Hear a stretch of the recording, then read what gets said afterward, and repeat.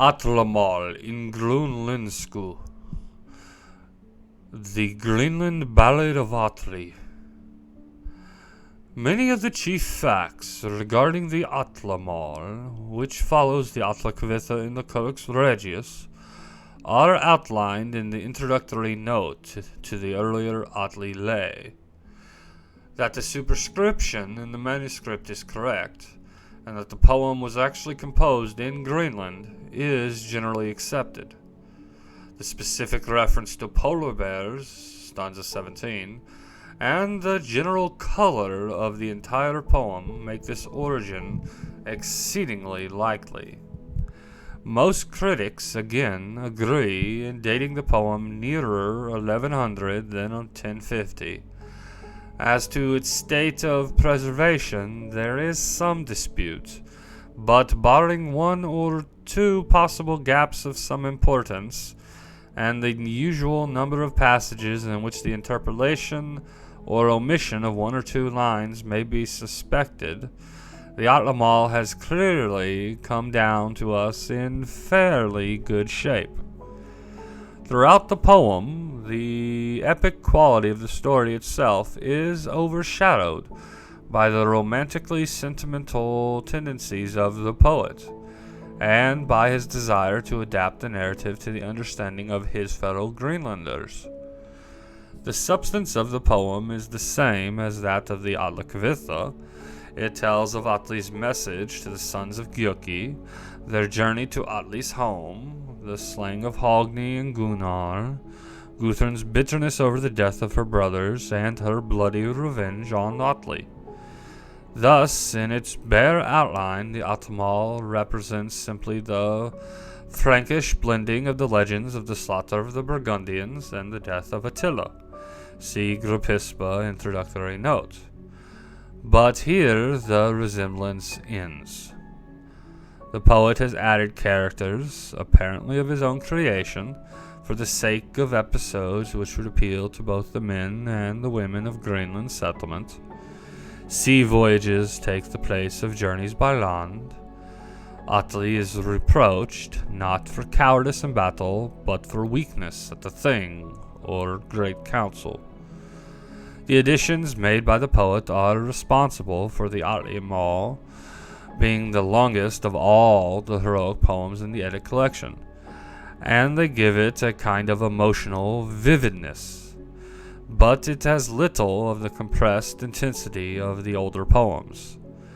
Its greatest interest lies in its demonstration of the manner in which a story brought to the north from the South Germanic lands could be adapted to the understanding and tastes of its 11th century hearers without any material change of the basic narrative. In what form or forms the story of the Gjúkings and Atli reached the Greenland poet cannot be determined, but it seems likely that he was familiar with the older poems on the subject, and possibly with the Atlakvitha itself. That the details which are peculiar to the Atlamál, such as the figures of Kostbera and Glaumvör, existed in earlier traditions seems doubtful. But the son of Högni, who aids Guðrún in the slaying of Atli, appears, though under a different name, in other late versions of the story. And it is impossible to say just how much the poet relied on his own imagination, and how far he found suggestions and hints in the prose or verse stories of Atli with which he was familiar. The poem is in Malahatr, see introduction, throughout, the verse being far more regular in the Atlakvitha. The compilers of the Volsunga saga evidently knew it in very much the form in which we now have it, for in the main it is paraphrased with great fidelity. Atlamál En Grönlenzku. There are many who know how of old did men in council gather, little good did they get. In secret they plotted, it was sore for them later. And for Gjúki's sons, whose trust they deceived. Fate grew for the princes, to death they were given. Ill counsel was Atli's, though keenness he had. He felled his staunch bulwark, his own sorrow fashioned. Soon a message he sent, that his kinsmen should seek him. Wise was the woman, she fain would use wisdom. She saw well what meant all they said in secret. From her heart it was hid, how help she might render. The sea they should sail, while herself should go not. Runes did she fashion, but false Vingi made them. The spear of hatred, ere to give them he sought. Then soon fared the warriors whom Atli had sent, and to fjord came, to the home of the kings. They were kindly with ale, and fires were they kindled. They thought not of craft, from the guests who had come. The gifts did they take, that the noble one gave them. On the pillars they hung them, no fear did they harbour. Forth did Kostbera, wife of Högni, then come. Full kindly she was, and she welcomed them both. And glad too was Glaumvör, the wife of Gunnarr. She knew well to care for the needs of the guests. Then Högni they asked, if more eager he were. Full clear was the guile, if on guard they had been. Then Gunnarr made promise, if Högni would go, and Högni made answer, as the other counselled. Then no famed ones brought mead, and fair was the feast. Full many were the horns, till the men had drunk deep. Then the mates made ready their beds for resting. Wise was Kostbera, and cunning in runecraft. The letters would she read by the light of the fire, but full quickly her tongue to her palate clave. So strange did they seem, that their meaning she saw not. Full soon in his bed came Högni to seek. The clear-souled one dreamed, and her dream she kept not. To the warrior the wise one spake when she wakened. Thou would go hence, Högni, but heed my counsel. Known to few are the runes, and put off thy faring. I have read now the runes that thy sister wrote, and this time the bright one did not bid thee to come. Full much do I wonder, nor well can I see, why the woman wise so wildly hath written. But to me it seems that the meaning beneath is that both shall be slain, if soon ye shall go. But one rune she missed, or else others have marred it. Högni spake. All women are fearful, not so do I fear. Ill I seek not, till I soon must avenge it. The king now will give us the glow-ruddy gold. I never shall fear, though of dangers I know. Kostbera spake. In danger ye fare, if forth ye go hither. No welcoming friendly, this time shall ye find. For I dream now, Högni, and naught will I hide. Full evil thy faring, if rightly I fear. Thy bed covering saw I, in the flames burning, and the fire burst high through the walls of my home. Högni spake. Yon garment of linen lies little of worth. It will soon be burned, so thou sawest the bed cover. Kostbera spake. A bear saw I enter, the pillars he broke, and he brandished his claws, so that craven we were. With his mouth seized he many, and naught was our might, and loud was the tumult. not little it was. Högni spake, "Now a storm is brewing, and wild it grows swiftly. A dream of an ice bear means a gale from the east." Kostbera spake, "An eagle I saw flying from the inn through the house. Our fate must be bad, for with blood he sprinkled us. From the evil I fear that 'twas Atli's spirit." Högni spake, "They will slaughter soon, and so blood do we see. Oft oxen it means, when of eagles one dreams. True is Atli's heart, whatever thou dreamest." Then silent they were, and naught further they said.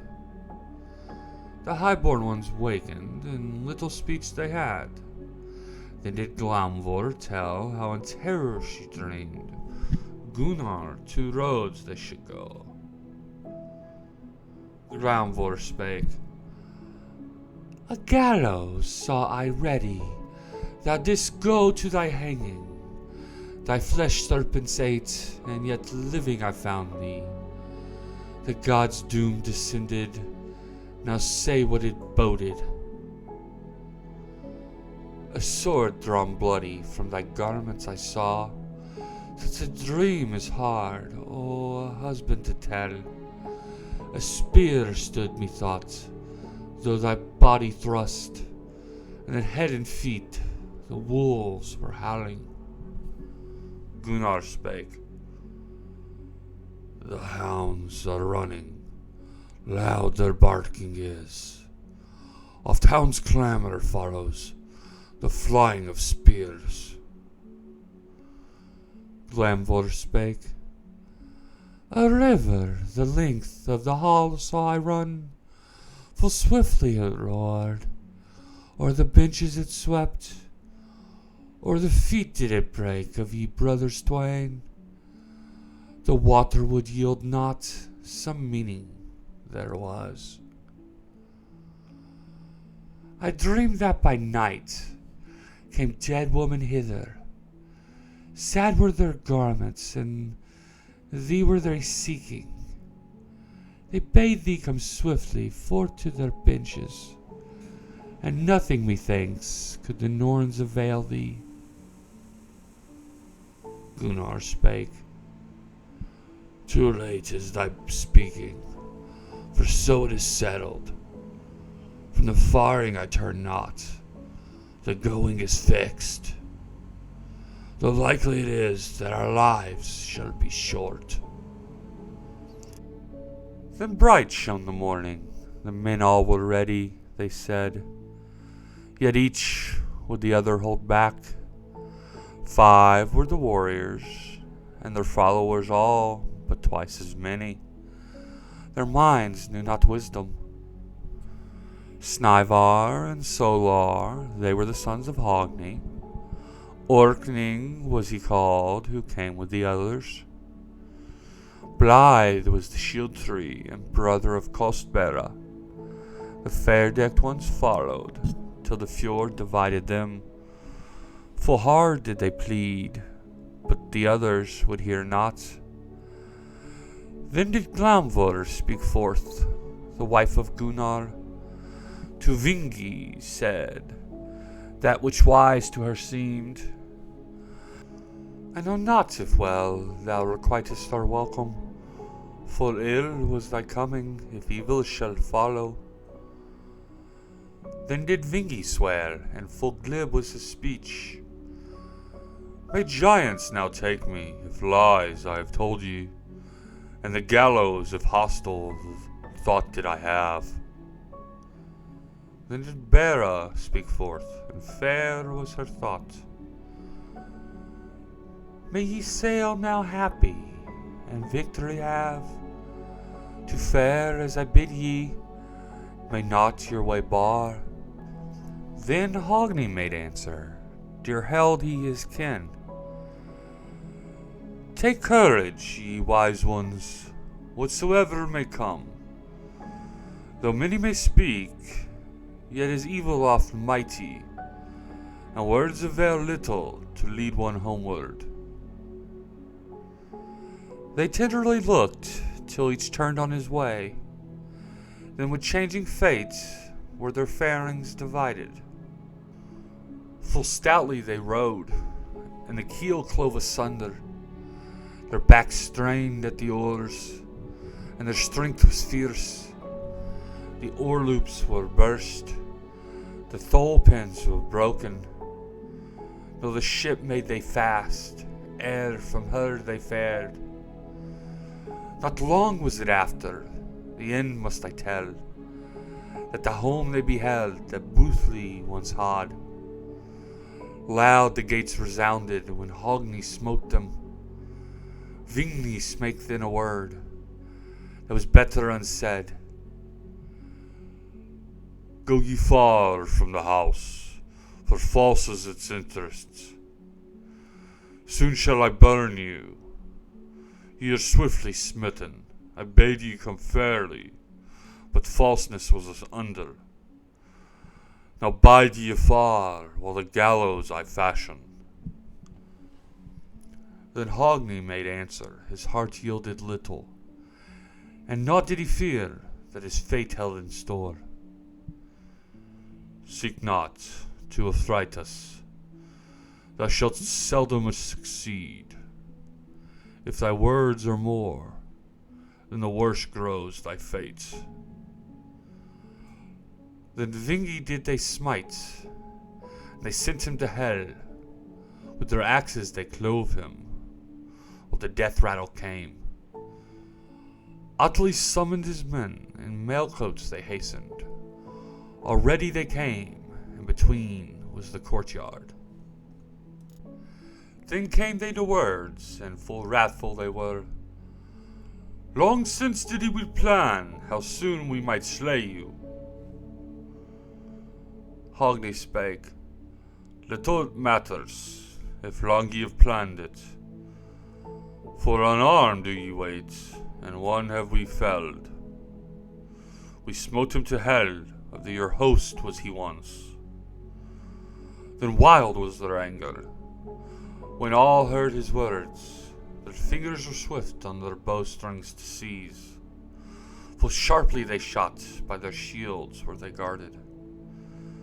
In the house came the word, how the heroes without fought in front of the hall. They heard a thrall tell it. Grim then was Guðrún, grief when she heard. With necklaces fair had she flung them all from her. The silver she hurled, so the rings burst asunder. Then out did she go, she flung open the doors. All fearless she went, and the guests did she welcome. To the Niflung she went, her last greeting it was. And her speech truth was clear, and much would she speak. For your safety I sought, that at home ye would stay. None escapes his fate, so ye hither must fare. Full wisely she spake, if yet peace they might win. But to naught would they hearken, and no, said they all. Then the highborn one saw that hard was their battle. In fierceness of heart, she flung off her mantle. Her naked sword grasped she, her kin's lives to guard.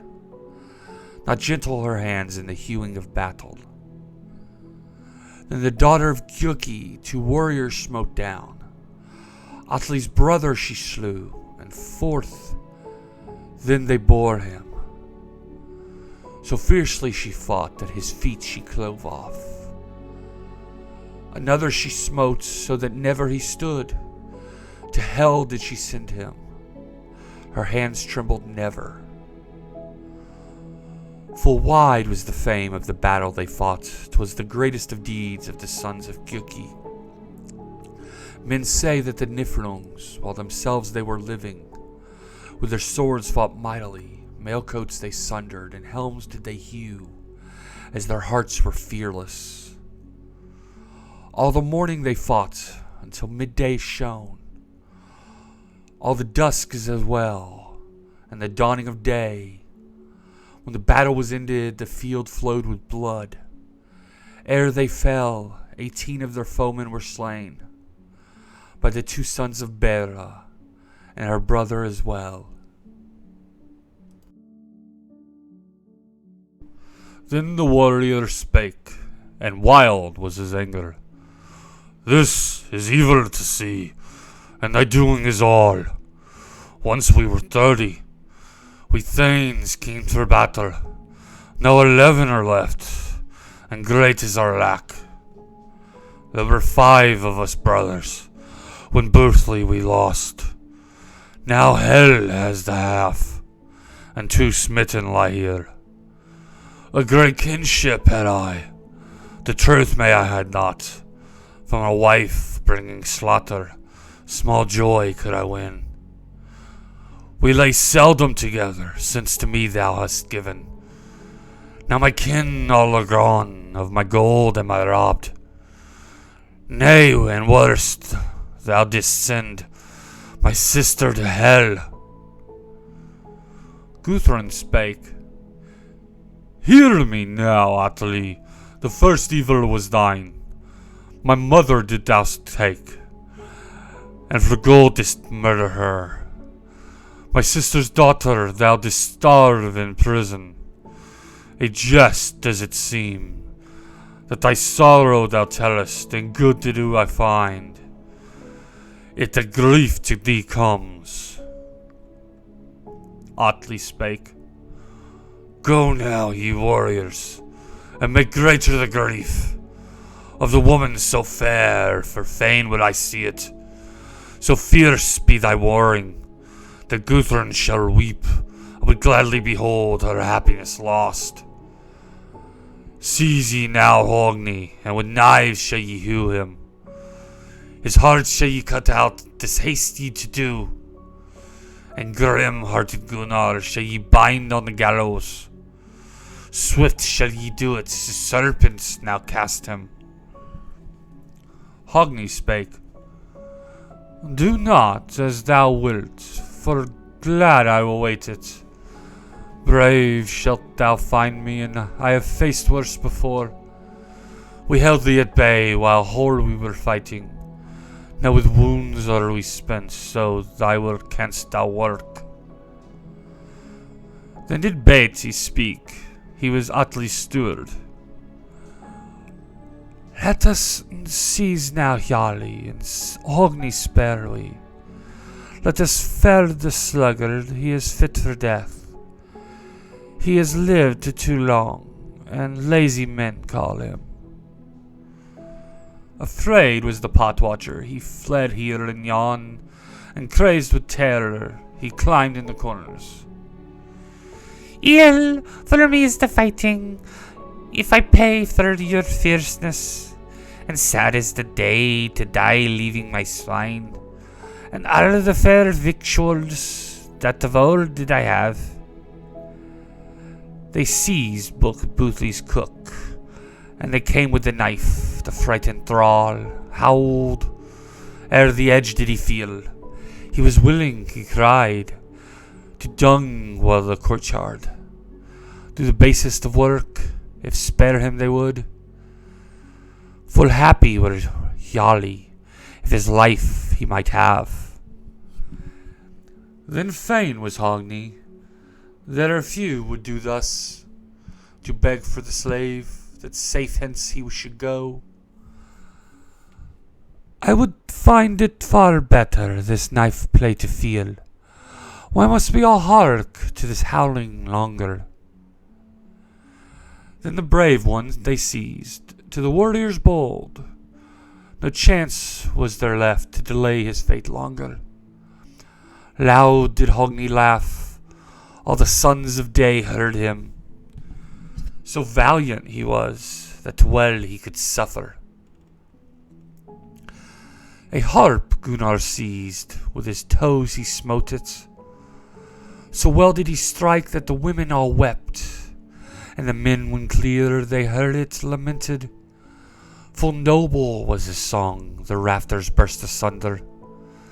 Then the heroes died, ere their day was yet come. Their fame did they leave, ever lofty to live.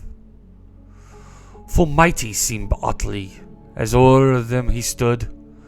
The wise one he blamed, and his words reproached her. It is morning, Guðrún, now thy dear ones dost mist. But the blame is part thine, that thus it has chanced. Guðrún spake, Thou art joyous, Atli, for of evil thou tellest, but sorrow is thine, if thou mightiest all see. The heritage heavy, here can I tell thee, sorrow never thou losest, unless I shall die. Atli spake, Not free of guilt am I. A way shall I find that is better by far off the fairest we shunned. With slaves I console thee, with the gems fairest to see, and with silver snow white as thyself thou shalt choose.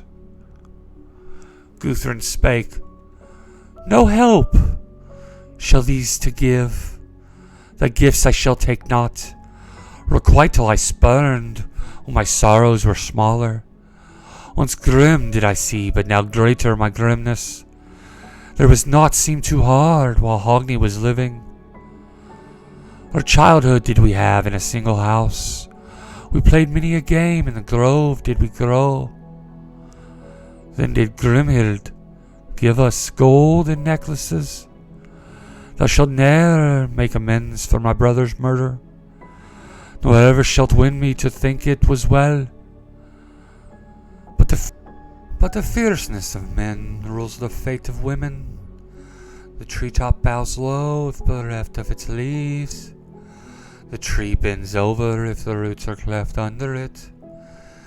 Now mayest thou, Atli, o'er all things here rule. Full heedless the warrior was that he trusted her. So clear was her guile if on guard he had been. But crafty was Guðrún, with cunning she spake. Her glance she made pleasant, with two shields she played. The beer then she brought for her brother's death feast, and a feast Atli made for his followers dead. No more did they speak, the meat was made ready. Soon the men were gathered with mighty uproar. Thus bitterly planned she, and Bulli's race threatened, and terrible vengeance on her husband would take. The little ones, called she, on a block she laid them. Afraid were the proud ones, but their tears did not fall. To their mother's arms went they, and asked what she should. Guðrún spake, Nay, ask me no more, you both shall I murder, for long have I wished your lives to steal from you. The boys spake, Slay the boys as thou wilt, for no one may bar it. Short the angry one's peace, if all thou shalt do. Then the grim one slew both of the brothers young. Full hard were her deed, when their heads she smote off. Fain was Atli to know whither now they were gone. The boys from their sport, from nowhere he spied. Guðrún spake, My fate shall I seek all to Atli, saying, The daughter of Grimhild the deed from thee hides not. No joy thou hast, Atli, if all thou shalt hear. Great sorrow didst wake, my brothers thou slewest. I have seldom slept since the hour they were slain. Baleful were their threats, now I bid thee recall them. Thou didst say it was morning, too well I remember. Now is evening come, and this question thou askest. Now both of thy sons thou hast lost, as thou never shouldst do. The skulls of thy boys thou as bitter cups didst have, and the draught that I made thee was mixed with their blood. I cut out their hearts on a spit, I cooked them. I came to thee with them, and calf's flesh I called them. Alone didst thou eat them, nor any didst leave. Thou didst greedily bite, and thy teeth were busy. Of thy sons now thou knowest, for suffer more sorrow. My guilt have I told, fame and never shall give me. Atli spake, Grim wast thou, Guðrún, in so grievous a deed. My draught was the blood of thy boys to mingle. Thou hast slain thy own kin, most ill it beseemed thee, and little for me twixt my sorrows thou leavest. Guðrún spake, Still more would I seek to slay thee myself. Enough ill comes seldom to such as thou art. Thou didst folly of old, such that no one shall find in the whole world of men a match for such madness. Now this that of late we learned hast thou added, great evil has gasped, and thine own death feast made. Atli spake, With fire shall they burn thee, and first shall they stone thee. So then hast thou earned what thou ever hast sought for. Guðrún spake, Such woes for thyself shalt thou say in the morning. From a finer death I to another light fare. Together they sat, and full grim were their thoughts, unfriendly their words, and no joys ever found. In Hniflung grew hatred, great plans did he have. To Guðrún his anger against Atli was told.